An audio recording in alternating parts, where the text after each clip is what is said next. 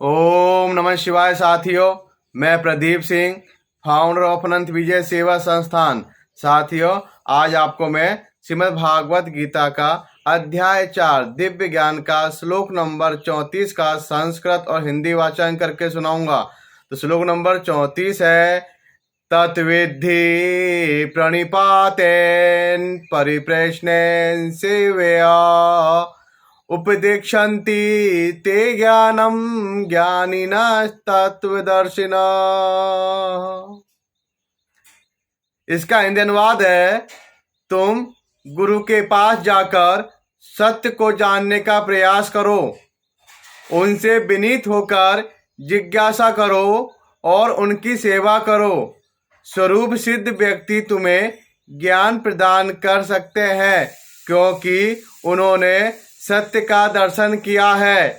तात्पर्य है, निसंदेह आत्म साक्षात्कार का मार्ग कठिन है, अतः भगवान का उपदेश है कि उन्हीं से प्रारंभ होने वाली परंपरा से प्रामाणिक गुरु की शरण ग्रहण की जाए। इस परंपरा के सिद्धांत का पालन किए बिना कोई प्रामाणिक गुरु नहीं बन सकता। भगवान आदि गुरु है, अतः गुरु परंपरा का ही व्यक्ति अपने शिष्य को भगवान का संदेश प्रदान कर सकता है।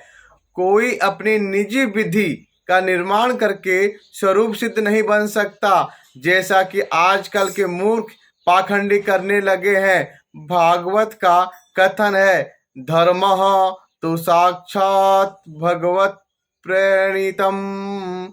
धर्म पथ का निर्माण स्वयं भगवान ने किया है, अतएव मनोधर्म या शुष्क तर्क से सही पद प्राप्त नहीं हो सकता। नहीं ज्ञान ग्रंथों के स्वतंत्र अध्ययन से ही कोई आध्यात्मिक जीवन में उन्नति कर सकता है। ज्ञान प्राप्ति के लिए उसे प्रामाणिक गुरु की शरण में जाना ही होगा। ऐसे गुरु को पूर्ण समर्पण करके ही स्वीकार करना चाहिए और अहंकार रहित होकर दास की भांति गुरु की सेवा करनी चाहिए। स्वरूप सिद्ध गुरु की प्रसन्नता ही आध्यात्मिक जीवन की प्रगति का रहस्य है। जिज्ञासा और विनीत भाव के मेल से आध्यात्मिक ज्ञान प्राप्त होता है। बिना विनीत भाव तथा सेवा के विद्वान गुरु से की गई जिज्ञासाएं प्रभावपूर्ण नहीं होगी। शिष्य को स्वतः ही शिष्य को गुरु परीक्षा में उत्तीर्ण होना चाहिए, और जब गुरु शिष्य में वास्तविक इच्छा देखता है तो स्वतः ही शिष्य को आध्यात्मिक ज्ञान का आशीर्वाद देता है। इस श्लोक में अंधानुगमन तथा निरर्थक जिज्ञासा, इन दोनों की भर्त्सना की गई है। शिष्य न केवल गुरु से विनीत होकर सुने, अपितु विनीत भाव तथा सेवा और जिज्ञासा द्वारा गुरु से स्पष्ट ज्ञान प्राप्त करे।